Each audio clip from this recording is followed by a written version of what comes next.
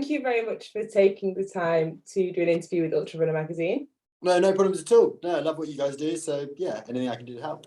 Oh, thank you very much. So I just want to start by saying congratulations on your place at UTMB. Thank you. No, that was really kind. Thank you. So did you have a race strategy in place at all, and did you execute it as planned? Yeah, I think it's very easy going into a 10K or a half marathon with a race strategy, because yes, things can go wrong, things can go right, but even if you're the slowest person in the race, it's not going to take that long relatively. So yes, I probably had 10 different strategies for UTMB, depending on if it was going to be wet or if it was going to be dry and how things panned out. So I guess it's probably more like one of those really complicated flow charts that look a bit like a very old-fashioned family tree, that you follow it along. Has this happened? Yes or no? Well, yes, you go this way. No, you go that way, and you sort of just keep going down. So yeah, I did. My race strategy is very much kind of sort of broke the race into thirds, knowing that the first third, which was only going to be 3 hours, was going to probably be the hardest stage, because it's so relatively fast from the beginning, and it's stressful because people are trying to get in the position that they want to be early on, when actually it doesn't really matter. So people are working too hard, so you end up finding yourself in 15th place, and you're like, well, you're not going to be here, you're going to drop. So I kind of need to ignore it. So there's that phase, and that was fine. That all went to plan, sort of stay relaxed. And then the night phase, and I found a really nice group of myself, Killian, Jim, and Zach Miller. Yeah, and we sort of just ran through the night together. That was great. And then Mathieu came past, and yeah, at that point the goal was just stay nice and easy, like keep it relaxed, keep it chilled. And then yeah, the third and final phase was, once the sun had then come back up, it was right, see what you've got. Let's try, and if you can push a little bit with 2 hours to go, then do that, but don't go too early. And yeah, it's sort of, funnily enough, it's exactly I overtook Jim and went onto the podium in almost exactly the same place that I overtook Min Key in 2018 to then win CCC.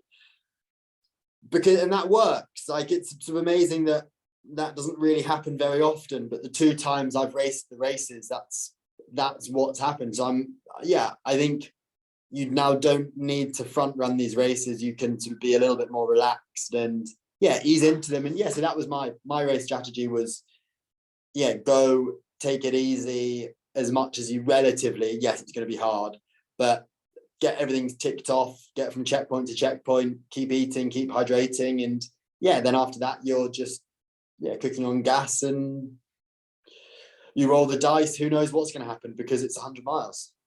Yeah, I suppose for the most part, you're just box ticking out. You're just making sure that everything's done, and you're feeling good. And it's not rocket science. Like, it's difficult because it's such a long way and you're at altitude. But if you've ticked all the boxes that you need to in training, then it shouldn't be particularly hard. Like, there's no need for it to be. You're not doing anything new. And people always say, like, oh, go and good luck in your race, go and smash it. It's like, well, no, this is now just an extension of my training. Everything that I'm going to do in the race, except for running 100 miles, I will do in training. So it's just an extension of what I've already done in training. And yes, it's a race, you should get a bit hyped up, but getting hyped up uses energy. So how do we get, motivated and ready for it without burning yourself up before the race starts? So I just see it as, it's just a long run. It's just a training run with some crowds, and I get to run with some amazing people in some amazing places. And yeah, I think that's probably a little bit of a boring and makes it a bit of a downer, but you put so much time and effort into it. Enjoy the race while you're doing it, but before it, just see it as get into the headspace that no, I'm doing nothing different. I'm eating nothing different. I'm drinking nothing different. My pacing strategy is going to be the same. And yeah, if you've ticked off the boxes that you need to and followed that process correctly in training, come race day, you're ready. And there's sort of the saying of sort of, train hard, fight easy. Yes, I agree to it to a certain extent. The fighting / racing is still going to be really difficult and it's not going to be easy. But yeah, you do what you do in training. So come race day, you can just replicate it, but just for a lot longer. A lot longer. Yeah. Otherwise, there's some really long training runs. Yeah, which is just impossible. And you get asked so many times, oh, what's the longest run you do in training? And for me, it's normal for 100K race, I'll do 2/3. So I'll do like a 66-ish K, between 60 and 70K. But for 100 miler, you can't do 2/3 of the distance. Like I ran, my longest run was just under 10 hours in training, solo. That was plenty long enough. That destroys you for a couple of days afterwards. So yeah, there is just that unknown that you've just got to roll with the punches and yeah, trust that the training and the accumulation of fatigue and the accumulation of miles and training in your legs and your mind is going to be enough come race day. And so 12 months previous to UTMB, you were out of action with a knee injury. How did you adapt your training to recover from that knee injury and get to where you were today? Such a good question. And I think it's the reason why I finished on the podium. It wasn't, did I do the most training out of anyone going into the race? No, by far no. And I guess my mentality, I changed coaches just before my operation. I'm now being coached by Scott Johnson, formerly of Uphill Athlete. And I had always looked at training as more is more. And what is the most amount of training my body can tolerate to be as good as I possibly can be. Whereas with Scott post-injury, we massively changed it round to what is the least amount of training I can do in order to achieve my goal. And so I just wasn't stressed if I missed a session or I was a bit tired. So I didn't do a double run. I actually went on the bike or I took an afternoon of recovery. That was probably the biggest psychological change. And yeah, and I guess that then takes me on to what did the training look like? We did lots of, in UTMB, so my race at UTMB, 20-hour race, I spent 13 of those hours going uphill. So I only spent 7 going downhill. So you need to get, if you can improve yourself by 10% of 13 hours is more than 10% of 7 hours. So let's get good on the uphill. It's as simple as that. And so the further away from the race we were, the more that we worked, we sort of built the foundation. And the closer to the race, we built on my weaknesses. And I say weakness, climbing, yes, it's not, I don't think I'm weak at climbing. I just think it's, at the beginning of this block, it wasn't a strength, whereas by the end of the block, it really was a strength. And especially at the end of the race, and there's a great video of me going past Jim right at the end, and you look like you're in 2 different races because I had conserved energy, and yeah, he had sort of maybe gone a bit too hard, put himself to the limit, which you've got to take your hat off to. But yeah, the race doesn't end till the finish line. And yeah, I felt really good, moving really well. And yeah, I put an hour into gym in the last 10 miles, which there aren't many people, I don't think there's anyone who can say that they've ever done that. So I think, we just really worked on those weaknesses. So what did that look like in reality? Lots of uphill only sessions. And in the UK, uphill only means on the treadmill. So very lucky to be supported by Zwift. And I use Zwift on the bike and on the treadmill for probably in the biggest weeks here, 2 sessions a week on the treadmill, up to 4 hours on the treadmill, which is boring, seriously boring, but it's my choice. Like I love love being at home. I love my friends. I love my family, my fiance, my dogs. I train so well when I'm home, and people ask, oh, where's the best place to train? Was where you're most happy. If I wasn't happy, I wouldn't train well. And yes, going on training camps I have to do it. It's part of the job, because for me, that's the tip of the iceberg stuff. But I can do 90% of the foundational work at home. Yes, it's boring. I do it on the treadmill, but I'd rather suffer for 4 hours on the treadmill and then have 20 hours at home where I can take the dogs out for a walk, or I can cook a really nice meal for me and Soph, or whatever. And I think, yes, the training was a little bit different, and I spent quite a lot of time at altitude before the race, and in training camps in the mountains. And by doing that foundational work on the treadmill and on Zwift and on the bike, it just meant then when I went on training camp, I was ready to step up to higher volume, and biggest weeks were about 30 hours. That's about 200K with 15,000 meters of climbing. So pretty slow, but it's a lot of time. Just got really fit, and I was happy and I enjoyed it. Did a big taper. 2-week taper leading into the race, which was great. And it was all panned out nicely on the day, which sometimes happens, sometimes doesn't. Because I was watching on my phone the race, and I remember seeing when you overtook Jim, and it was like a really pinnacle moment in the race. Yeah, it was I've known Jim for years, and we raced against each other at Western States and at UTMB, and we trained with each other a little bit in Flagstaff in 2018. So we know each other really well, and I have so much respect for him and what he is trying to do, and he will do it. I have absolutely no doubt. And I think,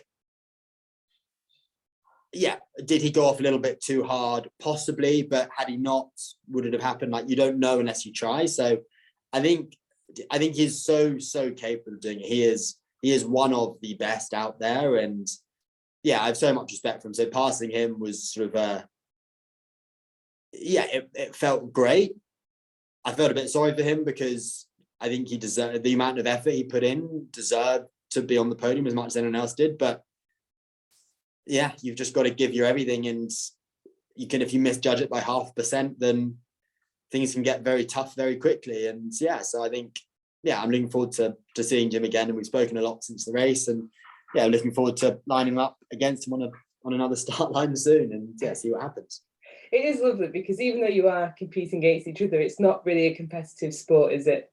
No, it's so friendly. And I think that's the real difference between trail running and road running. You look at the start line of a road running marathon, and everyone's just sort of pan-faced, looking forwards on the front line. Whereas, people a little bit further back are chatting, having a bit of fun. Yes, you're still nervous in the front of a trail race at UTMB, but everyone's smiling, everyone's chatting, because you're genuinely mates. And when you're running along, you're chatting. I spent these 12 hours with Zach Miller, and we spoke the whole time, pretty much. And when we weren't talking, it was as if we were talking. We sort of became spirit animals together, and we sort of just knew what each other were thinking. And there'd be times where I was struggling and he'd take the lead, or he'd be struggling and I'd take the lead. I think it's just such a community driven sport, which I think is really powerful. So in terms of your placing, you came third. Did you have any expectations to get a podium spot going into the race? That was my goal. My goal for the last year was to get to the start line. I didn't want to give myself any sort of outcome based goals for the race, because it would just be a bit more stressful, and cause a bit more stress and anxiety for me, because I was injured 12 months ago. So I think I always knew it was going to be possible. I knew I was in good shape, and I knew physically I knew I was in good shape. Mentally, I knew that I'd suffered for the last 12 months or longer than that, 18 months since the injury started, and I knew that I was ready. But you never know. It's 100 miles, it's UTMB, it's 20 hours. Like there's no definitive knowing. Like if you know you're in 2:30 marathon shape, you're in 2:30 marathon shape. And if things go well, you know you'll achieve it. But things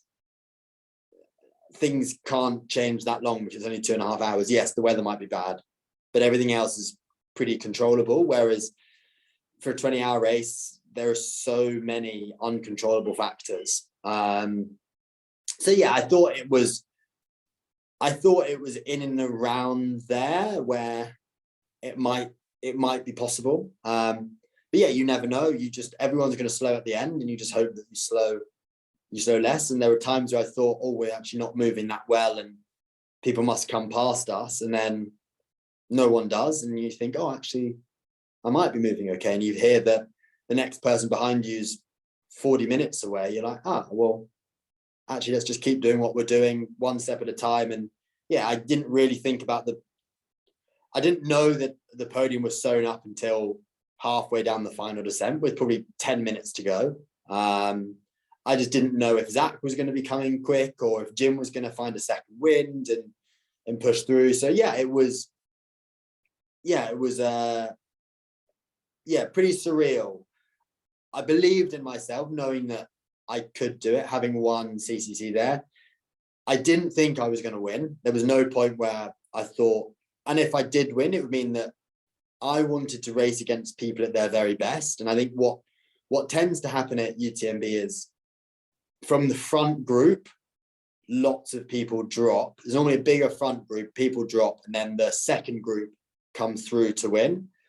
Whereas here at the halfway point, the top 5 men finished as the top 5 men, which I don't think has ever happened or hasn't happened since I've been tracking the sport for 10 years, which I think is really interesting. So whether it was, people were maybe a bit smarter this year or what, but I think the people who finished sort of 8th to 10th were probably expecting to finish a bit higher up because they thought that the top 5 would drop a bit more. So yeah, I think if I had won, it would have meant that my competitors, the people who have inspired me over the last 4, 5, 6 years, would have had a really bad day, which you don't want. You want to race against the very best and see how you stack up. And yeah, after having surgery 12 months ago and only been running for 7 months in the last 18 months, third place, couldn't be happier, over the moon. Yeah, you couldn't really have asked for a better group of runners to be running with, could you, this year? No, it's pretty inspirational. And when you're running against people that you've tracked and watched and sort of idolized, I guess. When your idols become your rivals, it's pretty cool. It was very cool. And were there any key standout highlight moments of the race?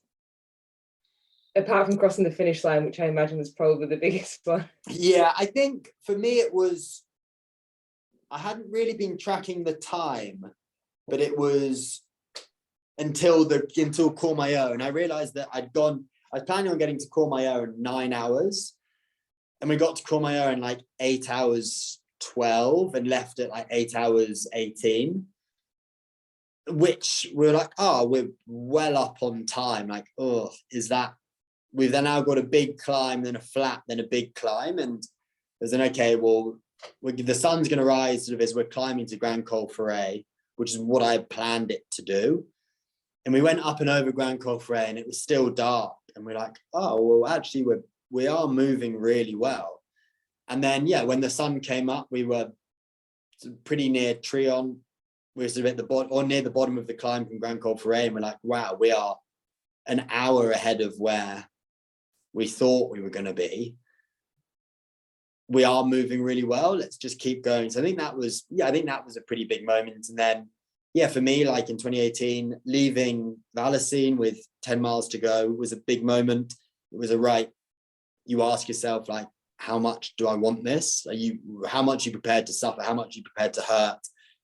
There's a chance that you could finish on the podium or you could finish 4th, and finishing 4th is just such a horrible place to finish. And I finished 4th in so many races that yeah, it's the worst place because you're so close yet so far, and I didn't want to finish fourth. So it was right, let's see what you can do. So yeah, it was a big moment. And then yeah, passing Jim was huge, and yeah, really motivating for me.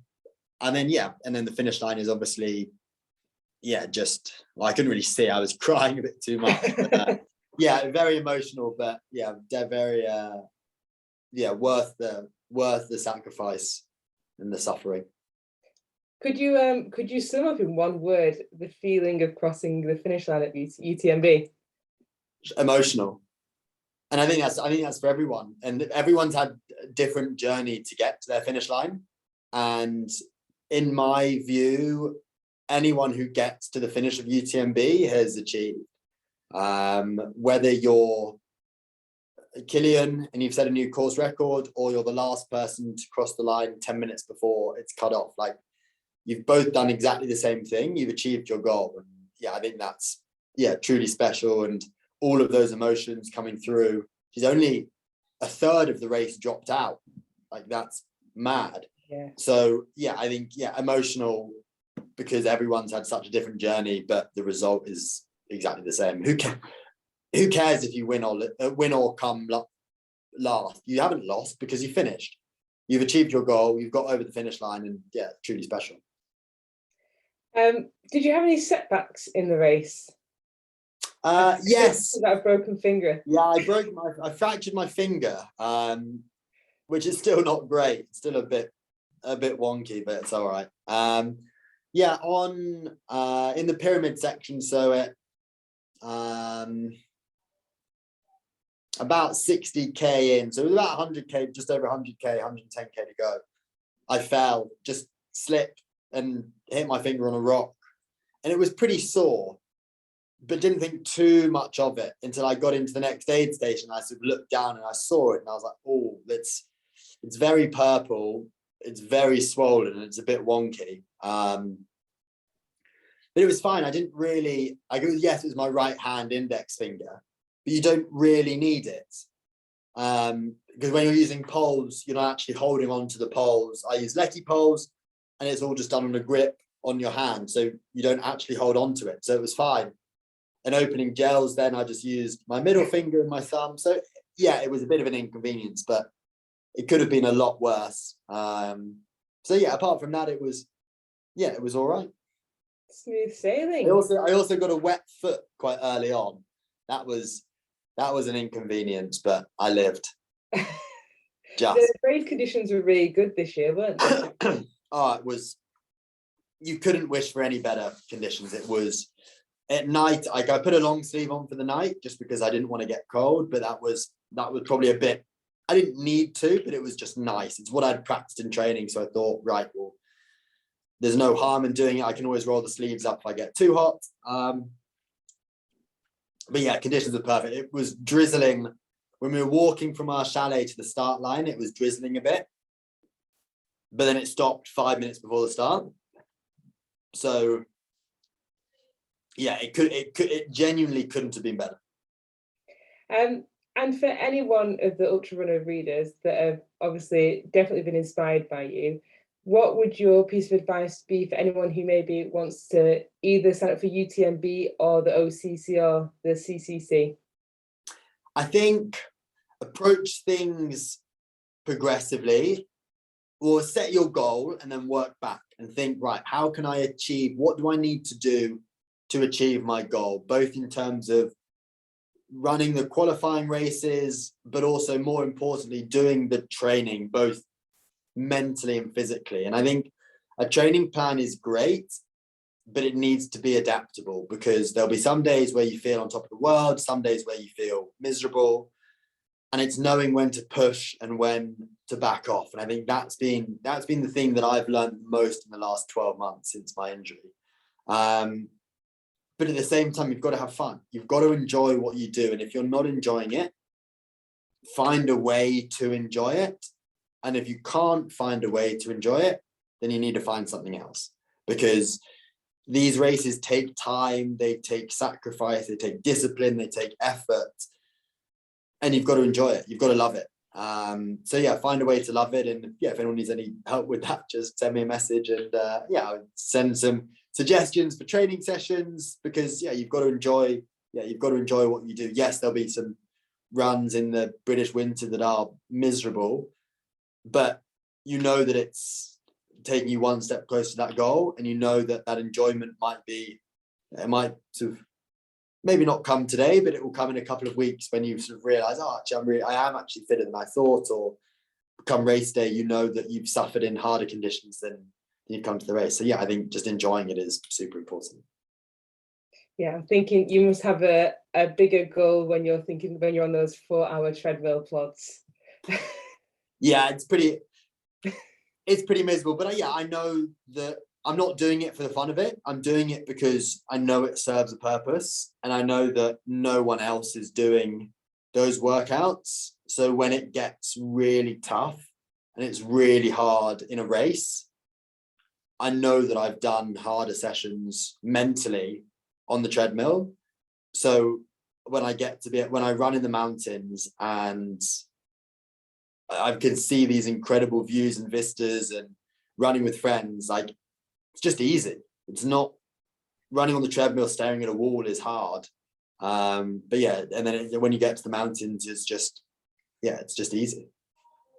Yeah, so at least you've got something nicer to look at. It kind of takes away the pain. 100%.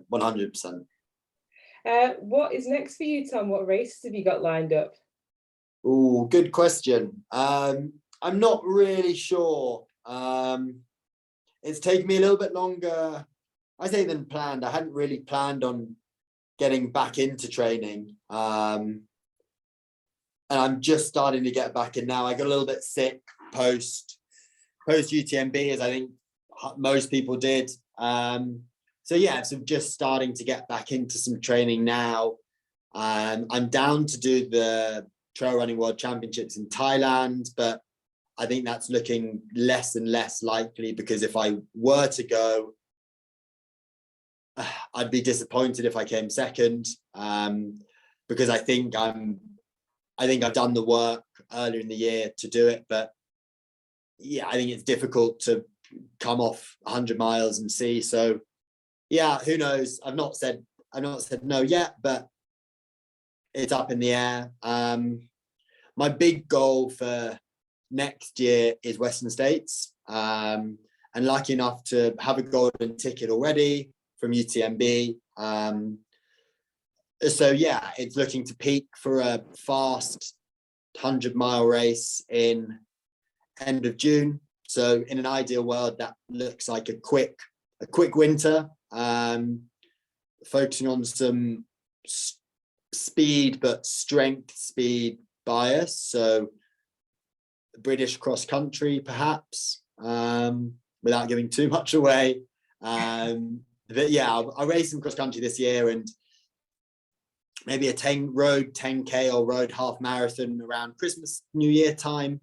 And then I might as well announce it now. I'm going to race Black Canyon's 100K in February in the US, which is a golden ticket race, but I don't need a golden ticket. So yeah, I can go, and I want to run fast.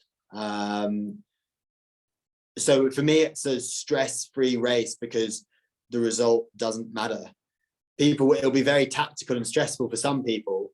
Now, I guess it's going to be, I sort of describe it as, I'm hoping it's going to be something like a stage in the Tour de France where a breakaway goes and they think, oh, well, there's no one really in the breakaway that's going to affect the general classification in the yellow jersey. So we'll just leave him to do his own thing, which I'm kind of hoping happens. So I can just go hard. I can practice some things.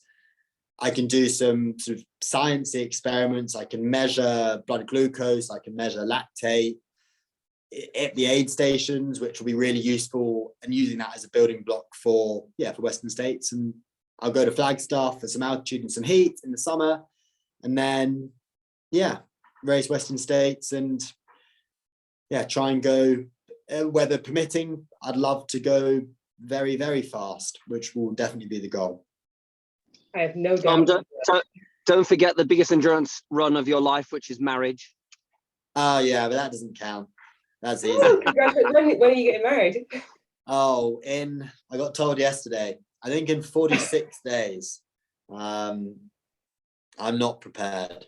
Well, no, that's a lie. I'm almost there. So yeah, that'll be really exciting. So I think, and the wedding's the weekend before the Trail Running World Champions, the weekend after the Trail Running World Championships, which are in Thailand. So it's just not, it's just not the most.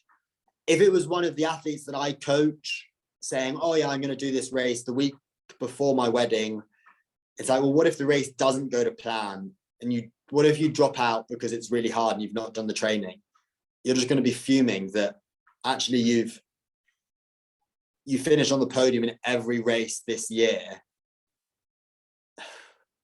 Yeah, if I finished fourth, I'd be devastated. If I finished second, I'd be disappointed. If I finished fourth, I'd be devastated. So yeah, it's just, whereas if I do cross country, if I finished 40th, I don't really care. It's just a good training session. Yeah, you don't want those that negative energy the week before. I don't. Yeah, yes, I'd like to do the Trail Running World Championships. It would be a nice thing to do, but as a professional athlete who earns their living from running, it makes no sense for me to do the Trail Running World Championships.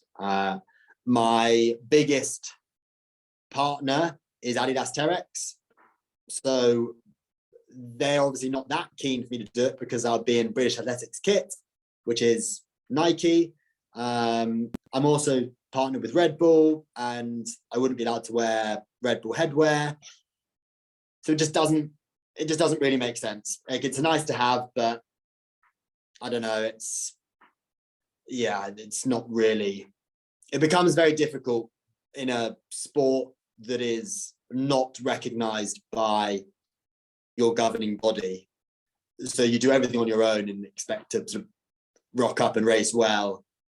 Whereas, I don't owe British Athletics anything. Whereas I owe my actual partners a lot, and I want to race for them, and our goals are very much aligned. Whereas mine and British Athletics goals are just not aligned at all. Oh, well, congratulations on the wedding. Thank you. I don't say good luck because you don't need luck. It's going to be fantastic. Exactly. Thank you very much for talking to us today, Tom. No, Eryn, not at all. It's great to chat. It's been lovely. And good luck with all the races next year. Hopefully we'll get to catch up with you next year as well.